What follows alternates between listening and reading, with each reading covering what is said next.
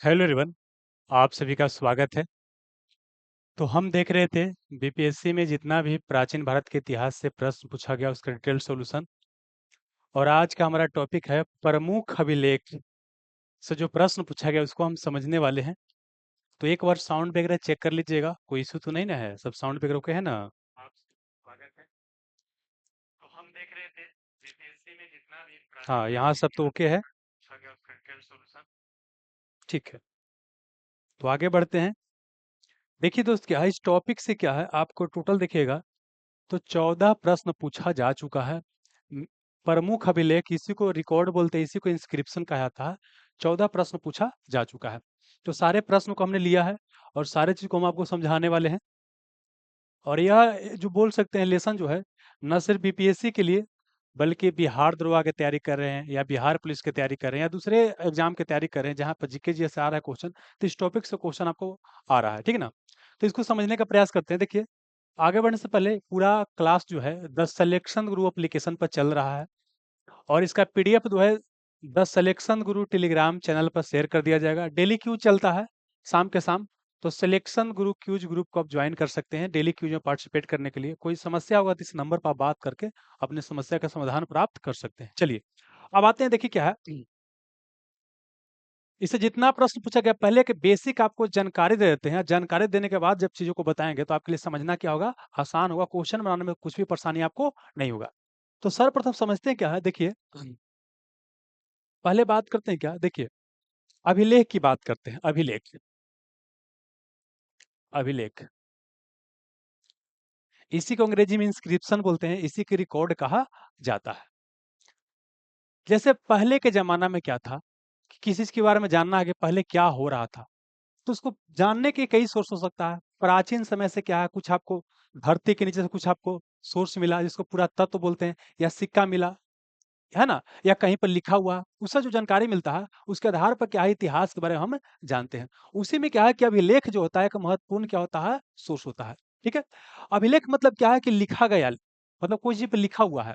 समझिएगा कि पहले जो लेख लिखवाने की बात रहा, तो पहले क्या, या तो पत्थर पर लिखा जाता था, पत्थर पर, है ना, या तो क्या आपका बोल सकते हैं क्या, पत्थर पर, या तो बोल सकते हैं ताम्र पत्र पर, ताम्र पत्र पर, या बोल सकते हैं कि आपको धातु पर लिखा जाता होगा। ठीक है ना? और यह जो लिखावट क्या है, मतलब समझिए जो राजा के समय में लिखा गया होगा उसको जब मिल लिखा गया को हम पढ़ते हैं, पढ़ने के बाद क्या है उसके आधार पर हम तय करते हैं कि उस समय किस तरह का समाज होगा, किस तरह क्या होगा, सोसाइटी वगैरह होगा। उसी में समझना क्या है, पत्थर को हम बोलते हैं क्या, शिला, क्या बोलते हैं, शिला बोलते हैं, शिला बोलते हैं। मतलब पत्थर पर लिखा जाएगा उसे क्या बोलेंगे, शिलालेख। क्या बोलेंगे, शिलालेख कहेंगे, शिलालेख कहेंगे, है ना। अगर उसको कहीं खड़ा कर दिया गया तो उसे क्या कहेंगे, स्तंभ लेख, क्या कहेंगे, स्तंभ लेख कहेंगे। अगर क्या है ताम्रपत्र पर लिखा गया है तो ताम्रपत्र लेख बोलेंगे। धातु पर लिखा गया है तो धातु लेख बोलेंगे। इतना समझ में आ गया। अब देखिए यहाँ से एक और क्वेश्चन पूछेगा कि अभिलेख के अध्ययन को क्या कहते हैं, तो एपिग्राफी। एपिग्राफी क्या कहता है, अभिलेख के अध्ययन को कहा जाता है एपिग्राफी। पहला क्वेश्चन नहीं पूछेगा, ये सब नहीं पूछेगा, मेन क्वेश्चन पूछेगा कि अभिलेख के अध्ययन को क्या कहते हैं, एपिग्राफी कहा जाता है। पहला क्वेश्चन हमारा हो गया। अब आते हैं कि देखिए पुराना जो प्राचीन चीज होता है या धरती को कोड़ करके क्या होता है, नीचे से क्या करता है, कोई अब भौतिक अवशेष प्राप्त करता है, ठीक है ना। तो उसको क्या बोलते हैं, पुरातत्व। क्या बोलते हैं, पुरातत्व, पुरातत्व बोलते हैं। या इसी को आर्कियोलॉजी, पुरातत्व विज्ञान बोलते हैं, या इसको आर्कियोलॉजी कहा जाता है। ठीक है, अब देखिए हमारे यहाँ बात करते हैं भारत में पुरातत्व विभाग की स्थापना किसने किया है और कब किया गया है, यहाँ से प्रश्न पूछता है। तो यहाँ पहले बता देते हैं तब अभिलेख पर हम चलेंगे। तो पूछेगा भारतीय पुरातत्व विभाग, भारतीय पुरातत्व विभाग, या सर्वेक्षण पूछेगा, सर्वेक्षण पूछेगा, इसी को बोलेंगे archaeological survey of India. Archaeological survey of India की स्थापना या भारतीय पुरातत्व सर्वेक्षण या भारतीय पुरातत्व विभाग की स्थापना कब हुआ था, 1861 में, 1861 में किया गया था। अब पूछे किसके द्वारा किया गया था, तो एक अंग्रेज था, अलेक्जेंडर कनिंघम, अलेक्जेंडर कनिंघम द्वारा स्थापना किया गया था, अलेक्जेंडर कनिंघम द्वारा स्थापना किया गया था। ठीक है, देखिए चूंकि अलेक्जेंडर कनिंघम द्वारा स्थापना किया गया था, इसीलिए अलेक्जेंडर कनिंघम को भारतीय पुरातत्व शास्त्र का जनक बोलते हैं। पूछेगा कि भारतीय पुरातत्व शास्त्र का जनक किसे कहते हैं, भारतीय पुरातत्व शास्त्र का जनक, शास्त्र का जनक किसे कहते हैं? तो किसे कहते हैं? अलेक्जेंडर कनिंघम को कहा जाता है। अगला चीज क्या है कि अलेक्जेंडर कनिंघम, देखिए महात्मा बुद्ध को जिस वृक्ष के नीचे, पीपल वृक्ष को बोधि वृक्ष कहा जाता है, जिस वृक्ष के नीचे ज्ञान की प्राप्ति हुआ था, उस वृक्ष को क्या है, कटवा दिया गया था। एक बार वो बंगाल या गौड़ का शासक था शशांक, जिसने उस बोधि वृक्ष को कटवा दिया था, जिस वृक्ष के नीचे महात्मा बुद्ध को ज्ञान की प्राप्ति हुआ था। तो वर्तमान में वहाँ जो वृक्ष आप देखते हैं, वो क्या है, आपको गया में 5वीं पीढ़ी के वृक्ष है। ऐसे कौन लगाया है? अलेक्जेंडर कनिंघम ने। कहाँ से मंगा करके? श्रीलंका से। तो ये भी क्वेश्चन पूछा जाएगा आपको कि वर्तमान में जो आपको गया में या बोध गया में जो बोधि वृक्ष है, जिसके नीचे महात्मा बुद्ध को ज्ञान की प्राप्ति हुआ था, वह केमा पीढ़ी के वृक्ष है? 5वां पीढ़ी के वृक्ष है। कहाँ से मंगवा के लगाया गया है? श्रीलंका से। कौन लगवाया है? Alexander Cunningham. बोधि वृक्ष को किसने कटवा दिया था? शैव क्या बोलता है, गौड़ शासक या बंगाल शासक शशांक ने, जो कि शैव धर्म को आपको मानता था। ये आपको क्लियर हो गया। अब चलते हैं बाबू, फिर से आते हैं कहाँ, एक और क्वेश्चन पूछेगा कि पुरातत्व जो भौतिक अवशेष पृथ्वी के नीचे से प्राप्त होता है, उसे पुरातत्व बोलते हैं। पुरातत्व के अध्ययन क्या बोलते हैं? आर्कियोलॉजी। पूछेगा कि पुरातत्व का अध्ययन क्या बोलते हैं? आर्कियोलॉजी। क्या बोलते हैं? आर्कियोलॉजी। आर्कियोलॉजी, आर्कियोलॉजी बोलते हैं। जबकि बाबू अभिलेख के अध्ययन को एपिग्राफी कहा जाता है। इसको इतना समझ में आ गया। अब चलिए, भारत में पूछेगा शिलालेख लिखवाने की परंपरा का शुरुआत किसने किया था? तो अशोक ने। पूछेगा शिलालेख लिखवाने का शुरुआत, शिलालेख, शिलालेख पूछेगा या अभिलेख पूछेगा? अभिलेख। भारत में अभिलेख लिखवाने की परंपरा का शुरुआत किसने किया था? अशोक ने। किसने किया था आपको? अशोक ने किया था। अशोक ने किया था। लेकिन अब समझना क्या है कि अशोक ने जिस भाषा का प्रयोग किया था, वो भाषा क्या था आपको? प्राकृत था। क्या था वो भाषा? क्या था आपको? प्राकृत। क्या था? प्राकृत था। हालांकि लिपि जो है कई सारा इस्तेमाल किया गया था। अरमाइक लिपि, खरोष्टी लिपि, ब्राह्मी लिपि, थोड़ा देर में बताएंगे, ठीक ना?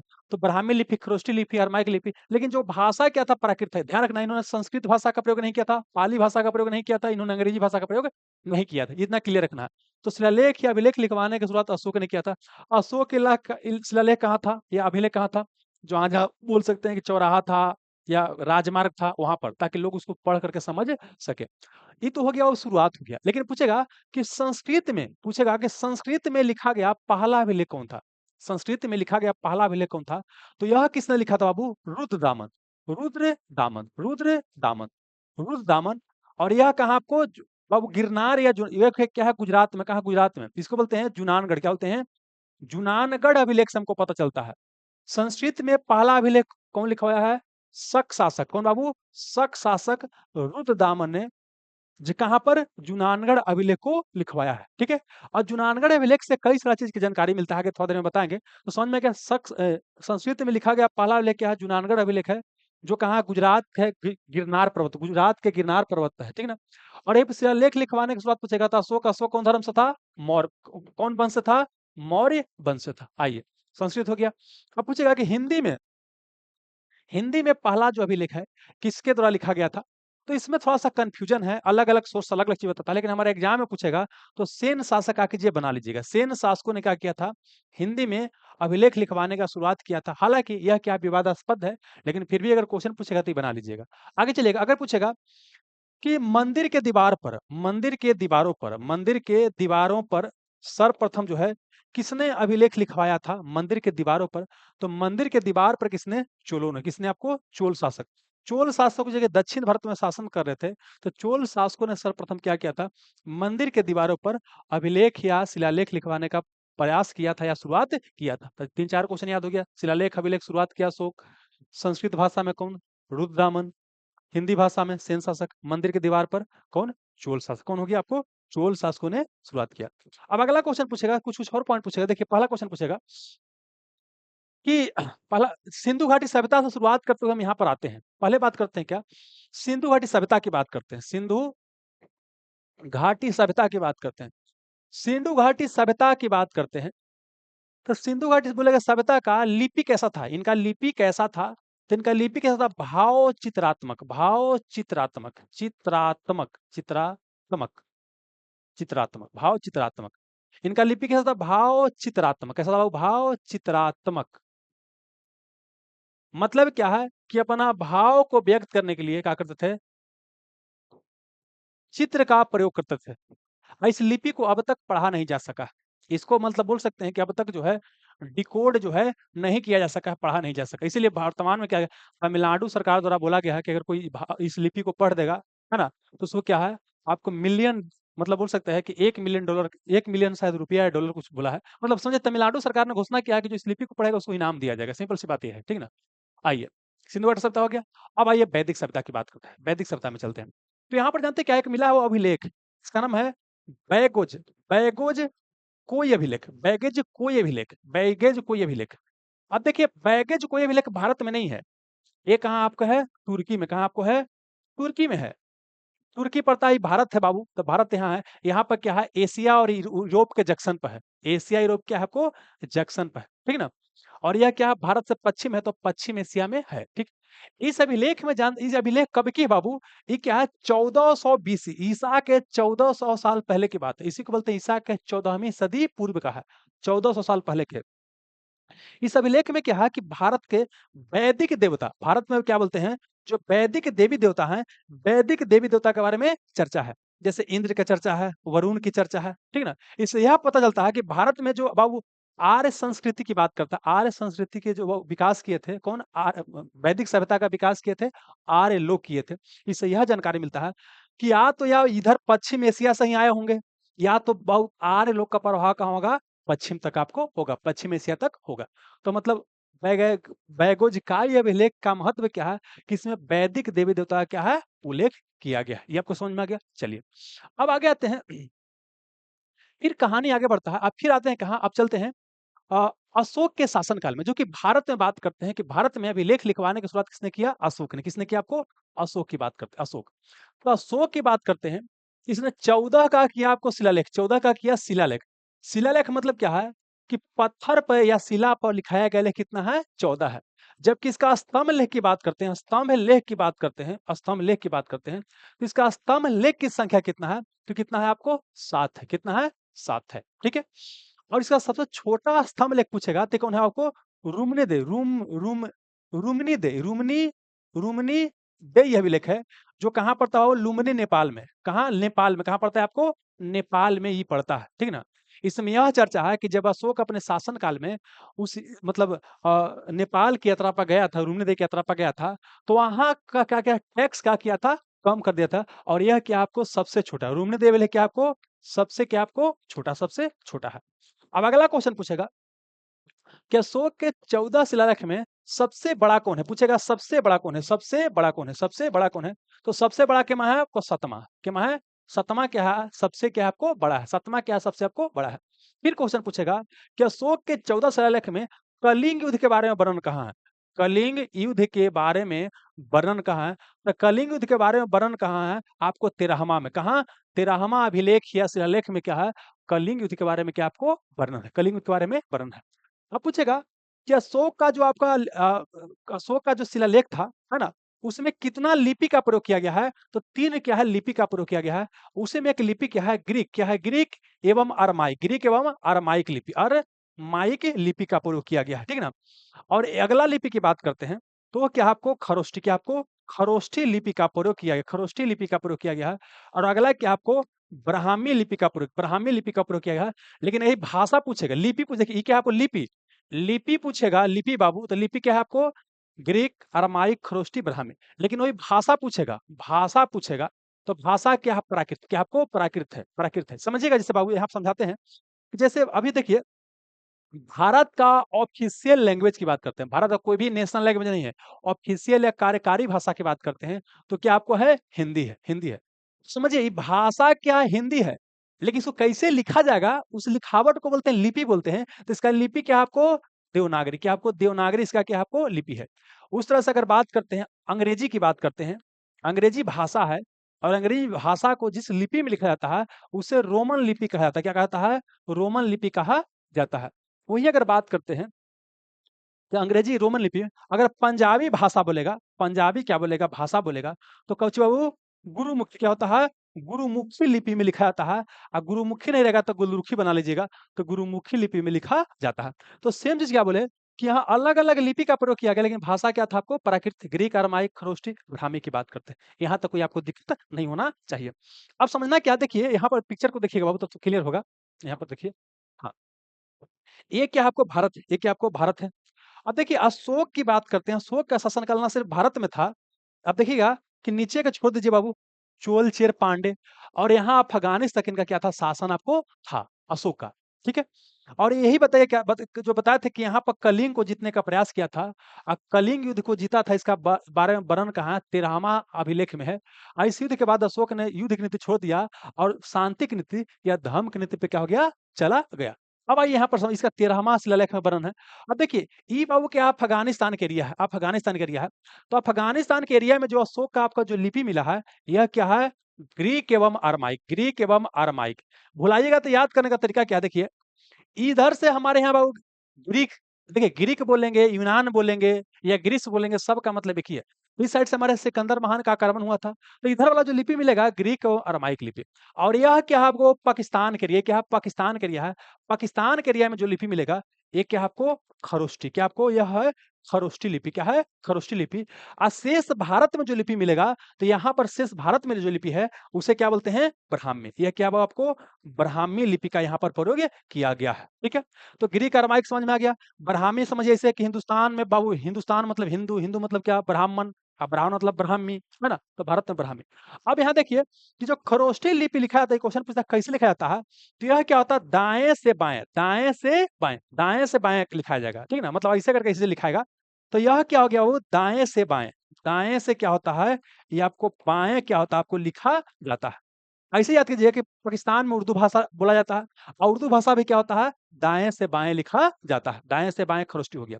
अब ब्राह्मी की बात करते हैं तो भारत में हिंदी लिखा था, हिंदी तो कैसे लिखा था, नहीं मतलब शुरू हिंदी से करते हैं, मतलब यहाँ क्या बाएं से दाएं, बाएं से दाएं, बाएं से दाएं। तो याद करना है कि भारत, हिंदुस्तान, हिंदुस्तान, ब्रह्मा भगवान, ब्रह्मा भगवान, बाएं से दाएं। तो मतलब ये हो गया कि जो खरोष्टी लिपि है दाएं से बाएं लिखाएगा, जबकि जो ब्राह्मी लिपि है जो भारत में प्रचलन में है, भारत में कैसे लिखाता है, बाएं से दाएं लिखाता है ना, इसीलिए लिखते हैं राम आम खा रहा बाबू इधर से।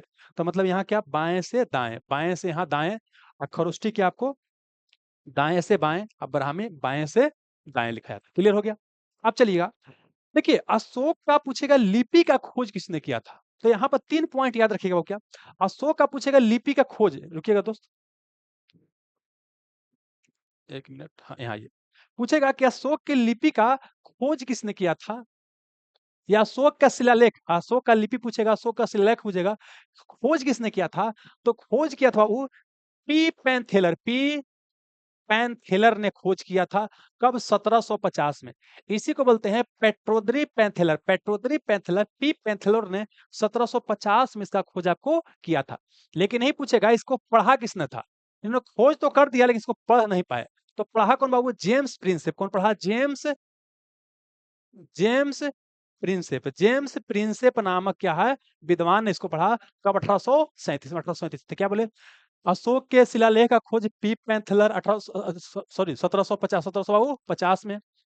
इसको पढ़ा कब बाबू, जेम्स प्रिंसेप ने, कब, 1837 में। अब समझिए इसी क्वेश्चन कैसे पूछेगा कि अशोक के लिपि को किसने पढ़ा, या क्वेश्चन पूछेगा अशोक के खरोष्ठी लिपि को किसने पढ़ा, अशोक के ब्राह्मी लिपि को किसने पढ़ा, दोनों बातें की है, ठीक ना। तो कौन पढ़ा, जेम्स प्रिंसेप, जेम्स प्रिंसेप ने पढ़ा।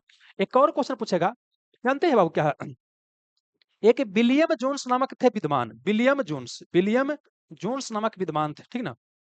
इन्होंने क्या किया था, विलियम जोन्स नामक विद्वान ने, कि चंद्रगुप्त मौर्य का पहचान किया, चंद्रगुप्त मौर्य का क्या किया, पहचान किया। इससे भारतीय इतिहास को समझना आसान हो गया। और किसके पहचान किया, सेंड्रोकोटस, क्या आपको सेंड्रोकोटस, मतलब शिलालेख में क्या है एक शब्द था सेंड्रोकोटस। तो सेंड्रोकोटस नाम से चंद्रगुप्त मौर्य का पहचान किसने किया, सर विलियम जोन्स ने। कौन किया, सर विलियम जोन्स ने किया। तो इतना क्या करना था, याद आपको करना था, ठीक है। अब आता है कि अशोक की बात करता है, अशोक का वो देखिए, अशोक का पूछता है कि अशोक के अधिकतर अभिलेख में किस नाम से इसे बोला गया है, तो क्या बोला गया है, प्रियदर्शी। अशोक के अधिकतर अभिलेख में बाबू क्या इसका नाम है, प्रियदर्शी। क्या नाम है, प्रियदर्शी। या बाबू क्या, देव नाम, देव नाम प्रियदर्शी, देवनाम प्रियदर्शी। या तो प्रियदर्शी रहेगा, या रहेगा देवनाम प्रियदर्शी, या देवों का प्यारा, अधिकतर बोला गया, ठीक है। अब आइए मास्की अभिलेख की बात करते हैं। मास्की अभिलेख जो कहाँ है, कर्नाटक में। कहाँ है, कर्नाटक में। यहाँ पर भी क्या है कि प्रियदर्शी का भी चर्चा है, प्लस इससे बोला गया है कि मैं मगध का क्या हूं, सम्राट हूं। ठीक ना? मतलब अशोक का नाम अशोक, देखिए मास्की और गुर्जरा अभिलेख की बात करते हैं, अशोक का नाम उसमें अशोक मिलता है। मास्की और गुर्जरा अभिलेख में अशोक का नाम क्या मिलता है? ये भी क्वेश्चन पूछेगा। अशोक के अधिकतर अभिलेख में प्रियदर्शी या देवनाम प्रियदर्शी का प्रयोग किया गया है। अगला क्वेश्चन पूछेगा कि अशोक का नाम अशोक कहाँ मिलता है? तो मास्की और गुर्जरा अभिलेख में अशोक का नाम अशोक मिलता है, और भी मिलता है लेकिन ये दो महत्वपूर्ण है। अगला क्या कि मास्की अभिलेख में क्या है, इसमें बोला गया है कि मैं मगध का क्या हूँ, सम्राट हूँ। हालांकि मैक्सिमम जगह ये आंसर क्या है, वेरीफाई करने के बाद यही आता है, लेकिन एक जगह एग्जाम में क्वेश्चन पूछा गया है कि स्वयं को मगध का सम्राट अशोक ने किस अभिलेख में कहा? तो भाब्रू अभिलेख में बताया गया है, और ये कहाँ पड़ता है आपको? राजस्थान में। कहा? राजस्थान में। लेकिन इसको कई जगह मैंने वेरीफाई करने का प्रयास किया तो सब जगह क्या देता है? मास्की ही देता है। तो अगर पूछे कि मगध सम्राट स्वयं को कहाँ कहा, तो मास्की याद कीजिए, ज्यादा बेहतर रहेगा। लेकिन बीपीएससी वगैरह भी एग्जाम में क्वेश्चन पूछा गया तो वहां पर भाब्रू अभिलेख ही दिया गया है, लेकिन हम बोलेंगे कि यही बनाइए, मास्की ज्यादा क्या होगा, बेहतर होगा। वो सब जगह यही आंसर दे रहा है, जितना वेरीफाई किया अलग अलग है ना, बुक वगैरह से, अलग अलग सोशल साइट वेबसाइट वगैरह से, सब जगह क्या है कि मास्की अभिलेख आपको दे रहा है, लेकिन जो बीपीएससी में आंसर दिया गया भाब्रू अभिलेख में स्वयं को मगध का सम्राट कहा है। क्लियर हो गया? आगे चलेगा। तो अशोक से क्या है, इतना सारा क्या है प्रश्न पूछा जाएगा। अब चलिए आगे चलिएगा। भारत में पूछेगा, भारत में हिंदू धर्म, भारत में पूछेगा हिंदू धर्म के, या हिंदू धर्म के भागवत ब्रांच, भागवत देखिए, समझिए भागवत धर्म क्या होता है? जो भगवान विष्णु का क्या करता है? पूजा करता है, उससे भागवत धर्म कहते हैं।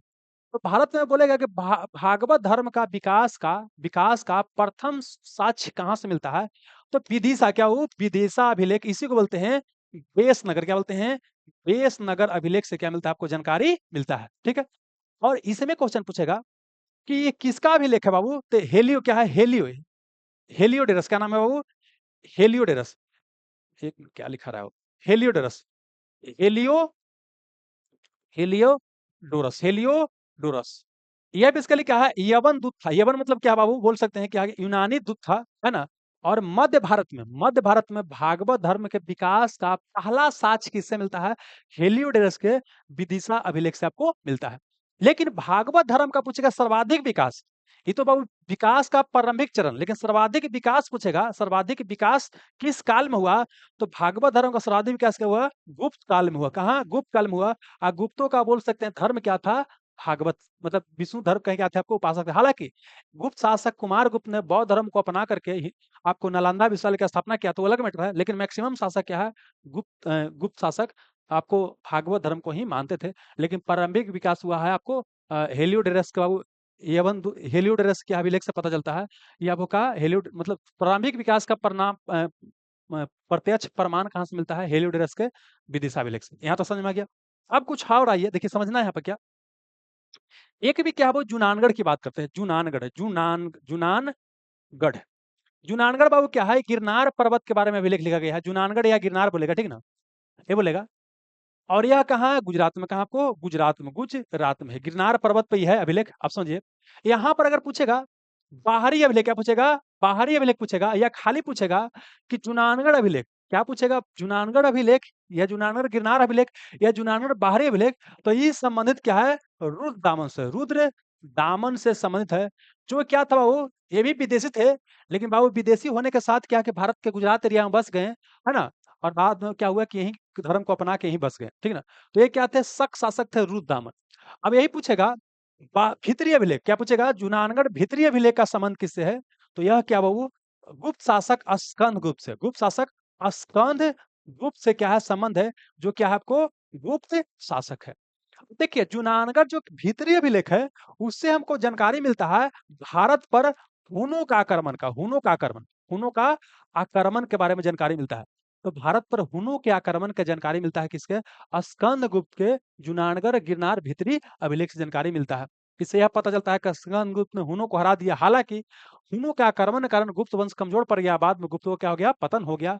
और हुन शासक बाद में उनका नाम सुनते होंगे आपने, राजा तोरमन का नाम सुना होगा, मिहिर कुल का नाम सुना होगा, जो मिहिर कुल शैव शासक शैव धर्म को मानता था, ठीक है? ये ध्यान रखिएगा। अब आइए देखिए जूनानगढ़ बाहरी अभिलेख की बात करते हैं। यह क्या बाबू? पहला तो क्या है कि यह जूनानगढ़ गिरनार अभिलेख है, जो कि रुद्र दामन संबंधित है, रुद्र दामन से संबंधित है। और यह क्या है? संस्कृत भाषा में लिखा गया पहला अभिलेख है। संस्कृत भाषा में लिखा गया भारत में पहला अभिलेख कौन है? जूनानगढ़ गिरनार अभिलेख है ना? बाहरी वाला, जो क्या है कि रुद्र दामन ने लिखवाया था। इसी अभिलेख से हमको जानकारी मिलता है, क्या मिलता है? कि बाबू गिरनार पर्वत पे क्या है? एक झील बनाया गया था, उसका नाम था सुदर्शन झील। क्या नाम था? सुदर्शन झील, सुदर्शन, सुदर्शन झील था। सुदर्शन झील का निर्माण की बात करते हैं तो मौर्य शासक चंद्रगुप्त मौर्य ने बनाया था। क्या? मौर्य शासक चंद्रगुप्त मौर्य ने बनाया था। ये खुद नहीं बनाया था, बल्कि ये भारत है, ये गुजरात का एरिया है ना? ये सौराष्ट्र एरिया बोल दिए। इस एरिया पे क्या था? गुप्तों का शासन चल रहा था। इसका एक गवर्नर था, उस गवर्नर का नाम था पुष्यगुप्त। क्या नाम था? पुष्यगुप्त नाम था। तो पुष्यगुप्त ने क्या किया था, इसको आपको बनाया था, किसको? सुदर्शन झील को बनाया था। लेकिन गुप्त वंश का सॉरी पुष्यगुप्त का संबंध गुप्त वंश से आपको नहीं है, बल्कि यह चंद्रगुप्त मौर्य क्या था? राज्यपाल था या गवर्नर था या अधिकारी था। समझ में आ गया? ये सुदर्शन झील बाद के समय में क्या हो गया कि टूट-फूट गया, ठीक है ना? तो टूट-फूट गया तो उसको मरम्मत का कार्य पूछेगा, उसका मरम्मत का कार्य कौन कराया है? तो मरम्मत के कार्य की बात करते हैं। तो एक तो मरम्मत जो है आपको, मरम्मत बाबू, ये आपको शक शासक रुद्रदामन ने क्या है? मरम्मत किया है। साथ ही क्या है कि बाद में जो स्कंदगुप्त है ना, इसने स्कंदगुप्त भी क्या किया इसमें? स्कंदगुप्त भी क्या किया है? मरम्मत करवाया है। गुप्त शासक स्कंदगुप्त भी मरम्मत करवाया है। देखिए, रुद्रदामन ने जो मरम्मत कराया है, उसका जानकारी कहाँ से मिलता है? यही जूनागढ़ गिरनार अभिलेख से जानकारी मिलता है। और इसी अभिलेख से ये पता चलता है कि चंद्रगुप्त मौर्य का इस एरिया में शासन रहा होगा। इस कारण से क्या किया है? यहाँ पर आपको झील बनाया था। तो मौर्यों का शासन पश्चिम भारत तक भी था। इसका जानकारी कहाँ से मिलता है? जूनागढ़ बाबू क्या गिरनार अभिलेख जो कि रुद्रदामन से संबंधित है, उससे जानकारी आपको मिलता है। ठीक है? अच्छा, इस सुदर्शन झील की बात करते हैं। ये मरम्मत का रुद्रदामन करवाया था, है ना? 130 ईस्वी के आस-पास में करवाया था, मतलब दूसरी शताब्दी में आपको करवाया था। यहाँ तो कोई दिक्कत आपको नहीं होना चाहिए। तो सुदर्शन झील से बाबू कौन-कौन? चंद्रगुप्त मौर्य, पुष्यगुप्त और रुद्रदामन और कौन? स्कंदगुप्त। एक पॉइंट और ध्यान रखना है, देखिए, कि जो शक बाबू क्या बोले? शक की बात करते हैं। तो देखिए, शक रुद्रदामन शक शासक था, लेकिन इसे शक संवत की शुरुआत नहीं किया था। शक संवत की शुरुआत कुषाण शासक कनिष्क ने किया था 78 एडी में। शक शासक अब रुद्रदामन है, लेकिन इसने शक संवत की शुरुआत नहीं किया। शक संवत की शुरुआत की बात करते हैं तो क्या बोलता है? कुषाण शासक कनिष्क ने किया था 78 एडी में। ईसा के 78 साल में, ईसा के 78 साल बाद, है ना? यह प्रथम शताब्दी की बात बोलेंगे। उसी पर भारत का राष्ट्रीय कैलेंडर क्या है? बेस्ड है। जिसमें क्या होता है? पहला महीना की बात करते हैं तो जनवरी, पहला महीना की बात करते हैं, चैत होता है, बैसाख होता है, जेठ, आषाढ़, सावन, भादो, आश्विन, कार्तिक, अगहन, पुष, माघ, फागुन। पहला महीना चैत और लास्ट महीना क्या होता है? फागुन होता है, फाल्गुन होता है। वही अगर बात करते हैं आधुनिक कैलेंडर, जो कि ग्रिगोरियन कैलेंडर बोलते हैं, ग्रिगोरियन या आधुनिक कैलेंडर, इसमें पहला महीना जनवरी होता है और लास्ट महीना क्या होता है? दिसंबर होता है। इसको क्या करना है? आपको ध्यान रखना है। ठीक है? आगे चलिए। ये समझ में आ गया? अब चुनाव अभिलेख समझ गए, तो अब आगे समझिए क्या? एक समझना क्या है कि अगला समझना है मालवा, क्या वो मंदसौर क्या समझना है? मंदसौर क्या समझना है? मंदसौर, मंदसौर अभिलेख समझना, मंदसौर अभिलेख, मंदसौर अभिलेख समझना, मंदसौर अभिलेख क्या करना आपको समझना है। ठीक है? तो मंदसौर अभिलेख की बात करते हैं। ये बाबू मालवा शासक यशो बर्मन, क्या बोले? यशो बर्मन से संबंधित है। मालवा शासक क्या है? यशो बर्मन से संबंधित है, जिसमें हमको जानकारी मिलता है रेशम बुनकरों की श्रेणी, रेशम बुनकरों की श्रेणी के जानकारी जानकारी मिलता है। श्रेणी, देखिए, श्रेणी मतलब क्या होता है? समूह। क्या होता है? समूह। बढ़ई का समूह, राजमिस्त्री का समूह, लोहार का समूह, कुम्हार का समूह। तो इसी रेशम बुनकरों की श्रेणी या समूह का जानकारी कहाँ से मिलता है? मंदसौर अभिलेख से मिलता है। और रेशम की खोज की बात करते हैं कि कहाँ सर्वप्रथम? चीन में हुआ था, चीन में हुआ था। एक रेशम मार्ग था, सिल्क रूट था, जिस पर भारत के कुषाण शासकों ने क्या किया था? कब्जा कर लिया था। ये आपको ध्यान रखना। एक और ध्यान रखना, रेशम का खोज तो बाबू क्या चीन में हुआ है, लेकिन यही कॉटन बोलेगा या सूती बोलेगा तो सिंधु घाटी सभ्यता में इसका खोज हुआ था। या इसी को बोलेगा कि कॉटन खोज या सूती वस्त्र का खोज कहाँ हुआ था? तो कहाँ? भारत में हुआ था। ध्यान रखिएगा, रेशम का चीन में। तो मंदसौर अभिलेख भी क्या है? आपको समझ में आ गया। ठीक है? मंदसौर के बाद समझना क्या है? एक बार सौगौरा, क्या आपको? सौगौरा, क्या आपको? सौगौरा अभिलेख है, सौगौरा अभिलेख है। इस सौगौरा अभिलेख से क्या भारत में अकाल या दुर्भिक्ष, अकाल या बोल सकते हैं दुर्भिक्ष के बारे में जानकारी मिलता है। भारत का वह कौन-सा ऐसा अभिलेख है जिसमें क्या है? अकाल या दुर्भिक्ष के बारे में जानकारी मिलता है? तो कौन आपको? सौगौरा अभिलेख से क्या आपको जानकारी मिलता है। ठीक है ना? एक और क्या आपको? नासिक अभिलेख, क्या आपको है? नासिक अभिलेख, क्या आपको? नासिक अभिलेख। 1 मिनट रुकिए, हाँ। अगला क्या है? नासिक अभिलेख है। तो नासिक अभिलेख की बात करते हैं, यह किससे संबंधित है? तो यह क्या है बाबू आपको? गौतमी बलश्री, क्या आपको? गौतमी बलश्री, क्या बोले? गौतमी बलश्री से क्या है? आपको नासिक अभिलेख क्या आपको संबंधित है। नासिक अभिलेख क्या गौतमी बलश्री से संबंधित है। ये ध्यान आपको रखना है। ठीक है? अगर अगला की बात करते हैं, अगला आपको समझना क्या है? अ एक बाबू नान घाट, क्या बोलते हैं आपको, नान घाट अभिलेख, नान घाट अभिलेख, नान घाट अभिलेख की बात करते हैं, अभिलेख की बात करते हैं, नान घाट अभिलेख की बात करते हैं, ठीक है। नान घाट अभिलेख क्या है, सतवाहन शासकों से संबंधित, क्या वो सतवाहन शासक जो कि दक्षिण भारत में शासन कर रहे थे, तो सतवाहन शासकों से क्या है, आपको नान घाट अभिलेख संबंधित है। और यहाँ नान घाट अभिलेख से हमको जानकारी मिलता है कि भारत में आपको सर्वप्रथम भूमि दान, भारत में सर्वप्रथम भूमि दान देने की प्रथा की शुरुआत, भारत में सर्वप्रथम भूमि दान देने की प्रथा की शुरुआत ना क्या सातवाहनों ने किया था। पूछेगा कि भारत में भूमि दान देने की प्रथा की शुरुआत सर्वप्रथम किसने किया, सातवाहन शासकों ने किया। किससे जानकारी मिलता है, नान घाट अभिलेख से जानकारी मिलता है। लेकिन अब समझिएगा, अगर इसी क्वेश्चन में पूछा है कि देखिए इसने शुरुआत किया, लेकिन जब गुप्त काल आएगा, जब क्या बोले आपको गुप्त काल आएगा, तो क्या करेगा, ये ब्राह्मण को क्या बोले आपको, ब्राह्मण को और क्या बोले मंदिर को क्या करेंगे, सर्वाधिक संख्या में क्या करेंगे, आपको दान देंगे, कोची भूमि देंगे। देखिए भारत में ब्राह्मणों को भूमि दान बोलेगा, या भारत में भूमि दान का शुरुआत किसने किया, सातवाहन शासकों ने। और भारत में सर्वाधिक बाबू क्या है, भूमि दान ब्राह्मण और मंदिरों को किसने दिया है, तो गुप्त शासकों ने दिया है। हालांकि सबसे ज्यादा संख्या में भूमि दान हमारे यहाँ पाल शासकों ने किया है, लेकिन पाल शासकों का मैक्सिमम जो दान था वो बौद्ध धर्म के लिए था, बौद्ध विहार बनाने इत्यादि के लिए था, ठीक है ना। लेकिन ब्राह्मण और मंदिरों को सर्वाधिक दान किसने, गुप्त शासकों ने किया है। बस यही दोनों क्वेश्चन क्या होता है, पूछता है पाल शासक वाला न के बराबर पूछता है। सर्वाधिक पूछेगा तो ब्राह्मण और मंदिर को तो गुप्त बना लीजिएगा, और सर्वप्रथम शुरुआत किसने किया, सतवाहन, आप बना लीजिएगा। ये समझ में आ गया। अब क्या है, कुछ और पॉइंट समझना, समझना क्या है, एक होता है वो क्या, प्रशस्ति अभिलेख, क्या होता है, प्रशस्ति अभिलेख, प्रशस्ति, प्रशस्ति अभिलेख होता है, ठीक है ना। इसी को बोलते हैं प्रशंसा में लिखा गया अभिलेख, किसी के प्रशंसा में अगर लेख लिखा गया है तो उसे प्रशस्ति अभिलेख कहा जाता है। और प्रशस्ति अभिलेख की अगर हम बात करते हैं तो हमको दो प्रशस्ति अभिलेख याद करना होता है। एक वो क्या, प्रयाग प्रशस्ति अभिलेख, प्रयाग प्रशस्ति, इसी को बोलते हैं इलाहाबाद, क्या बोलते हैं, इलाहाबाद प्रशस्ति अभिलेख इसे कहते हैं, है ना। प्रयाग प्रशस्ति या इलाहाबाद प्रशस्ति अभिलेख की बात करते हैं। यह क्या है, कवि हरिसेन द्वारा, किसके द्वारा, वो कवि हरिसेन द्वारा लिखा गया है। किसके प्रशंसा में, समुद्रगुप्त, क्या बोले आपको, समुद्रगुप्त के प्रशंसा में लिखा गया। तो क्वेश्चन पूछेगा समुद्रगुप्त का दरबारी कवि कौन था, हरिसेन था। तो पूछेगा कि प्रयाग प्रशस्ति अभिलेख या इलाहाबाद प्रशस्ति अभिलेख किसने लिखा, हरिसेन ने। किसके प्रशंसा में, समुद्रगुप्त के प्रशंसा में लिखा गया है। आगे चलिएगा, इसी में वर्णन है कि समुद्रगुप्त कभी क्या है, युद्ध नहीं हारा था। इसलिए समुद्रगुप्त को एक इतिहासकार बी ए स्मिथ, विसेंट आयर स्मिथ ने भारत का नेपोलियन कहा था समुद्रगुप्त को। अगला क्या समझना है, ये होल अभिलेख, ये प्रयाग प्रशस्ति अभिलेख की बात करते हैं। ये कहाँ है बाबू आपको, प्रयागराज, इलाहाबाद को बोलते हैं, यूपी में पड़ता है। ये होल अभिलेख की बात करते हैं, ये होल अभिलेख, तो ये होल अभिलेख की बात करते हैं। यह कौन लिखा है, रवि कीर्ति, कौन आपको, रवि कीर्ति, रवि कीर्ति ने यह का क्या आपको लिखा है, रवि कीर्ति ने लिखा है। और ये क्या है बाबू, आपको लिखा गया किसके प्रशंसा में, तो ये लिखा गया है पुलकेशन, क्या वो पुले, पुले किशन द्वितीय, पुलकेशन द्वितीय के प्रशंसा में लिखा गया है। जो क्या है, एक चालुक्य शासक है, चालुक्य शासक है, जबकि समुद्रगुप्त क्या आपको गुप्त शासक था। तो ये होल अभिलेख लिखा है कौन, रवि कीर्ति ने। रवि किसके प्रशंसा में, पुलकेशन द्वितीय जो कि चालुक्य शासक था। और पुलकेशन द्वितीय के दरबारी कवि कौन था, रवि कीर्ति था। इसी अभिलेख में चर्चा है कि पुलकेशन द्वितीय ने आपको नर्मदा नदी के तट पर, नर्मदा नदी के तट पर हर्षवर्धन को हराया था, हर्षवर्धन को हराया था। मतलब कि किस अभिलेख में चर्चा है कि पुलकेशन द्वितीय ने हर्षवर्धन को नर्मदा नदी के तट पर हराया हराया था। तो किस में आपको, ये होल अभिलेख में चर्चा है, इसको आप ध्यान रखिएगा, है ना। चलिए, तो ये आपको प्रशंसा अभिलेख वाला भी क्या आपको समझ में आ गया, ठीक है ना।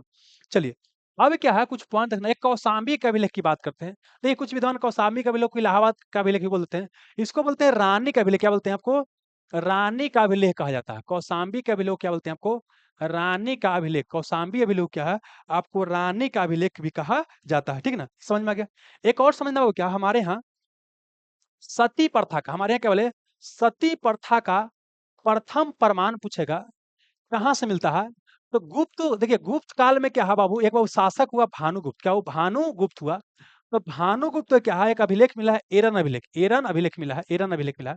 तो इसमें क्या है, सती प्रथा का पहला प्रमाण आपको मिला है। सती प्रथा मतलब होता है, इसी को विधवा दहन, इसी को क्या बोलते हैं, विधवा दहन, विधवा दहन।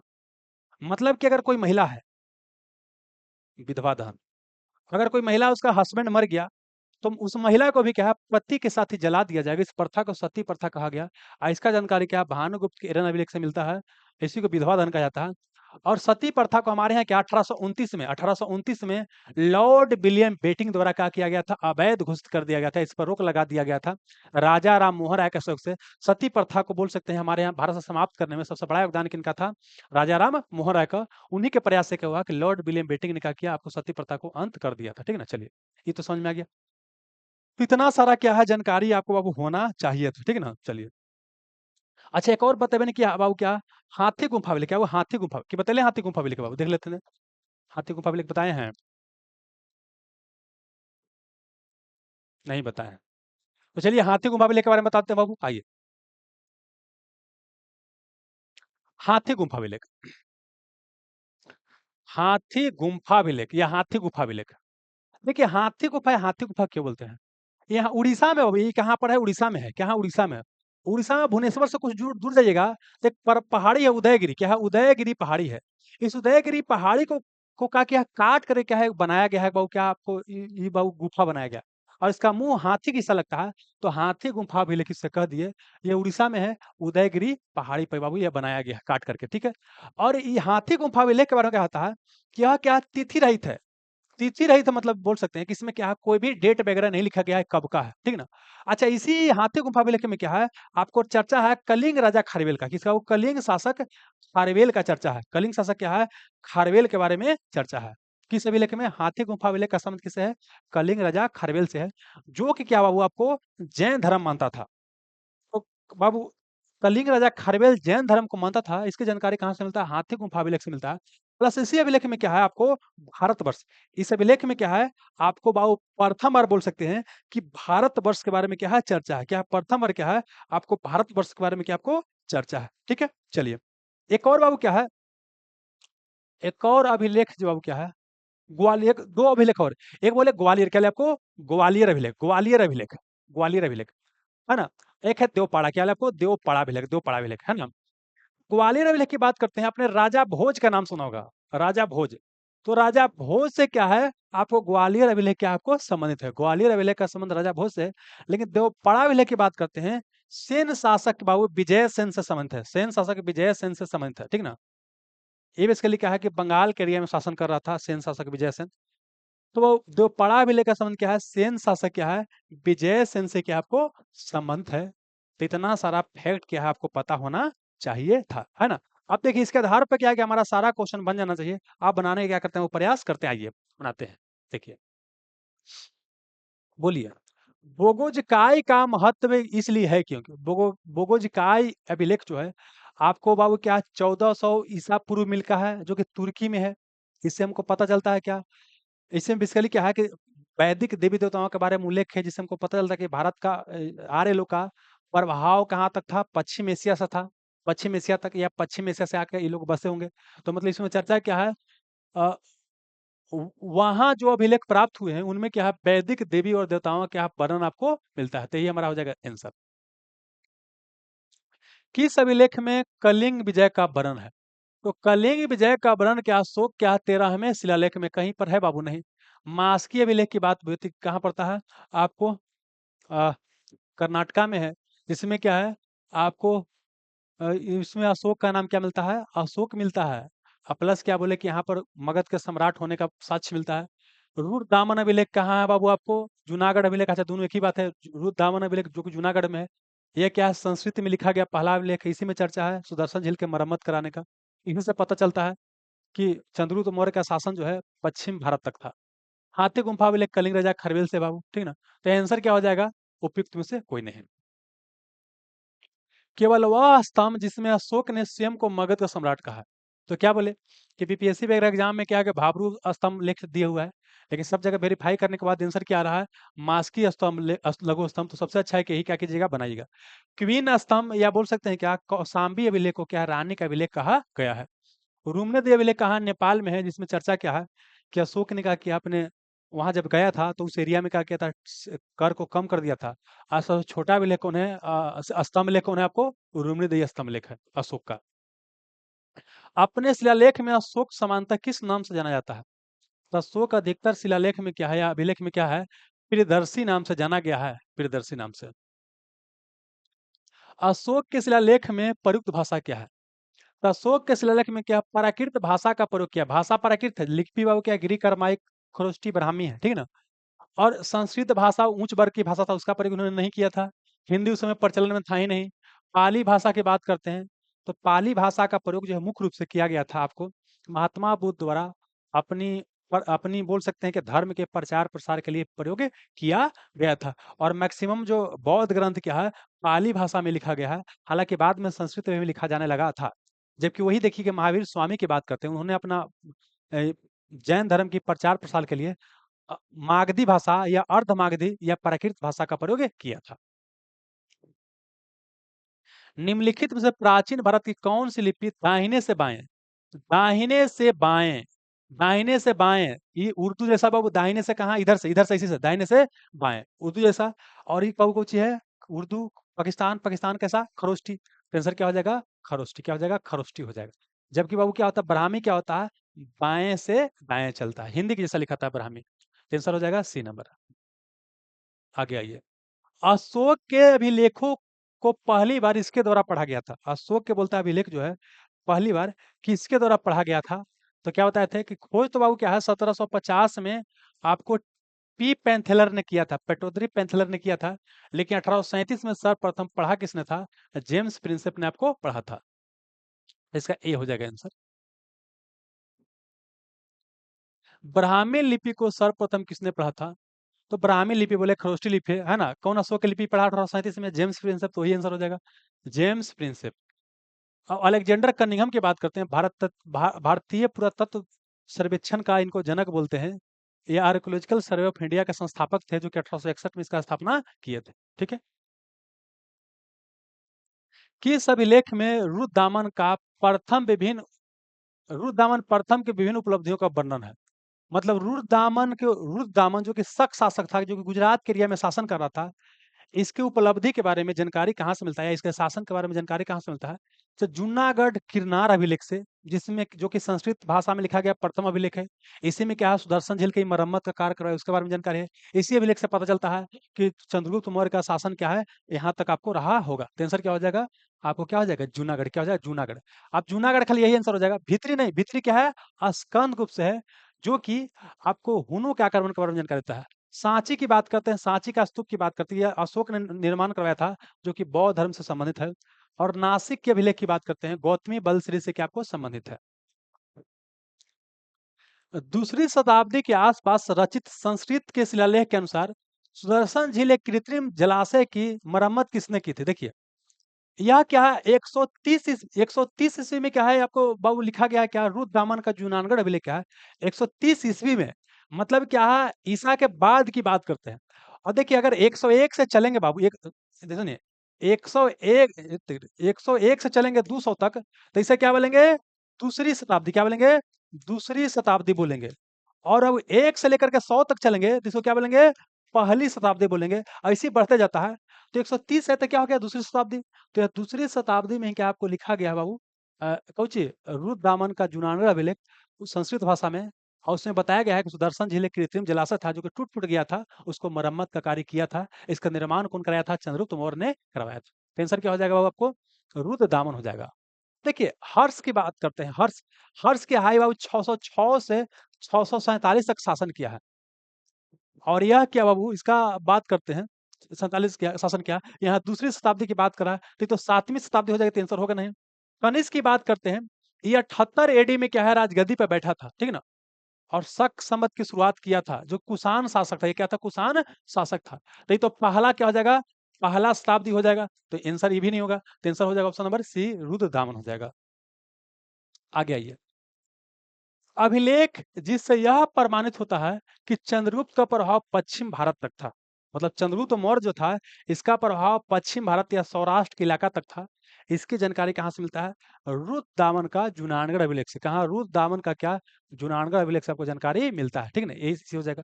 अशोक का सोपारा अभिलेख की बात करते हैं, इससे क्या है, बौद्ध धर्म के बारे में जानकारी मिलता है। कलिंग शिलालेख बाबू ऐसा कुछ है नहीं, ठीक ना।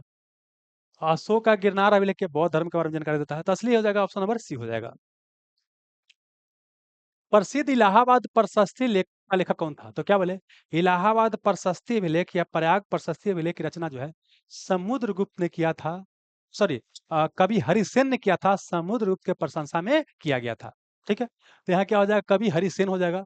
और वहीं ये होल अभिलेख की बात करते हैं, रवि कीर्ति ने पुलकेशन द्वितीय के प्रशंसा में लिखा था। ठीक है, सुधरा की बात करते हैं, इसने एक पुस्तक लिखा था मृक्ष कटिकम, क्या लिखा था, मृक्ष कटिकम, एक मिनट, मृक्ष कटिकम, कटिकम लिखा था। इसका अर्थ एक बार एग्जाम में पूछा गया है, इसका होता है मिट्टी का खिलौना, मिट्टी का खिलौना। ये कौन लिखा है, सुदरक ने लिखा है। और कालिदास की बात करते हैं, यह गुप्त वंश के दौरान थे बाबू, और यह चंद्रगुप्त द्वितीय या चंद्रगुप्त विक्रमादित्य के दरबार में एक नवरत्न थे।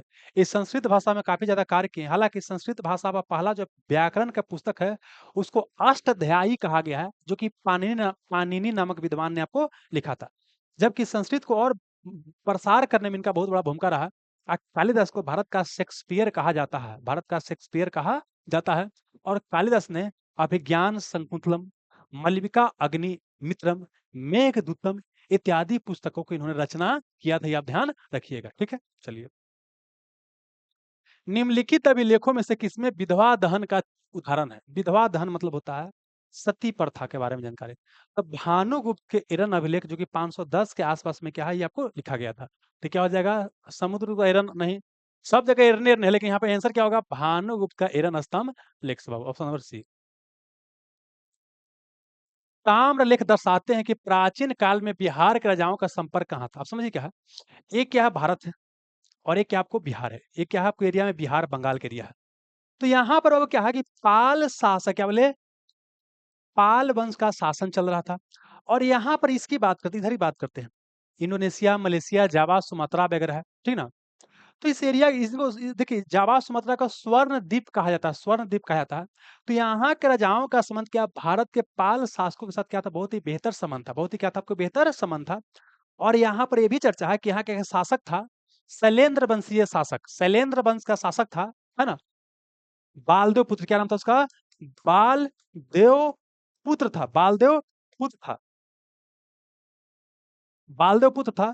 उसने क्या किया कि पाल शासक देवपाल से क्या किया, नालंदा में बौद्ध विहार बनाने की अनुमति मांगा, और बाद में क्या, उसका रख रखाव देखभाल के लिए 5 गांव भी दान मांगा था। किस बाबू, बालदेव पुत्र ने देवपाल से मांगा था। इससे यह पता चलता है कि भारत का संबंध जो जावा सुमात्रा था, या बिहार का संबंध क्या था, जावा सुमात्रा के द्वीप से था, ठीक ना। और अच्छा ही दोनों का संबंध था। इतना ही नहीं, हमारे एक और शासक आएंगे जो बाबू क्या है, चोल शासक, चोल शासक।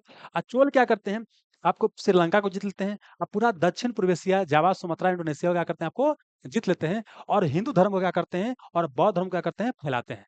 खास करके क्या है, हिंदू धर्म का क्या होता है उस समय, क्या होता है आपको, फैलाव होता है उनके शासनकाल में। इसलिए देखते हैं कि अंकोर वाट का आपने नाम सुना होगा। अंकोर वाट में क्या है, अंकोर वाट में क्या है, दुनिया का सबसे बड़ा हिंदू मंदिर है, जिसको बोलते हैं अंकोर वाट का मंदिर, कंबोडिया में पड़ता है, दुनिया का सबसे बड़ा क्या है, हिंदू मंदिर है, ठीक ना, ध्यान रखिएगा। तो इसी का क्या है प्रभाव उधर आपको दिखाई देता है। तो यहाँ क्वेश्चन क्या है कि ताम्र पत्र लेख दर्शाते हैं, मतलब तांबा के पत्र पर लेख लिखा गया है। वो यह बताता है कि प्राचीन काल में बिहार के राजाओं का संपर्क कहाँ था, तो कहाँ हो जाएगा, बताइए, बोलिए, कहाँ हो जाएगा, बर्मा से, कम्बोडिया से नहीं, क्या हो जाएगा, जावा सुमात्रा, क्या हो जाएगा, जावा सुमात्रा से क्या था, संबंधित था। तो यही हो जाएगा, हमारा आंसर हो जाएगा, ठीक है। तो एक तो देखिए, दो चीज याद रखना। एक तो क्या है कि जावा सुमात्रा के शासकों ने बाबू क्या, बालदेव पुत्र देवपाल से क्या किया था, पाल शासक देवपाल से अनुमति मांगा था। कहाँ आपको, बौद्ध विहार बनाने की अनुमति कहाँ पर बाबू, नालंदा में। जबकि यही बाबू श्रीलंका का शासक, उसका नाम था मेघवर्मन, मेघवर्मन, वो गुप्त शासक समुद्रगुप्त से गया में क्या है, बौद्ध विहार बनाने की अनुमति आपको मांगा था, ठीक ना। और इसके बारे में जो है आपको बताएंगे, जब आपका अगला लेसन आएगा ना, उसमें क्या है, लेसन में क्या है, वो आपको बताया जाएगा। इस दोनों क्वेश्चन को वहां पर डाल दिया गया है, ठीक है ना। चलिए, तो ये हमारा हो गया बाबू। चलिए, तो इसके साथ ही क्या हो गया, आज का सेवा क्या हो गया, आपको समाप्त। अच्छा, एक और क्वेश्चन छूट गया, देखिए, एक क्वेश्चन पूछेगा कि महात्मा बुद्ध, महात्मा जो बुद्ध हैं, उनका जो हम मतलब बोल सकते हैं जन्म तिथि या मृत्यु तिथि का निर्धारण करते हैं, किससे करते हैं, तो चीन में वो क्या, कैंटेन अभिलेख है, चीन में क्या है, कैंटोन अभिलेख है, कैंटेन अभिलेख है। इस कैंटेन अभिलेख को क्या करते हैं, बेस मानकर क्या करते हैं, महात्मा बुद्ध क्या करते हैं, आपको जीवन को, या बोल सकते हैं उनके जन्म तिथि और मृत्यु तिथि को निर्धारित करते हैं। तो पूछेगा महात्मा बुद्ध के मृत्यु तिथि को किस अभिलेख से दर्शाया जाता है, तो कैंटेन अभिलेख से दर्शाया जाता है, ठीक है। चलिए, तो बताइएगा, यहाँ तक किसी को कोई दिक्कत है तो बताइए बाबू, यहाँ तक समझने में किसी को कोई दिक्कत है तो बताइए।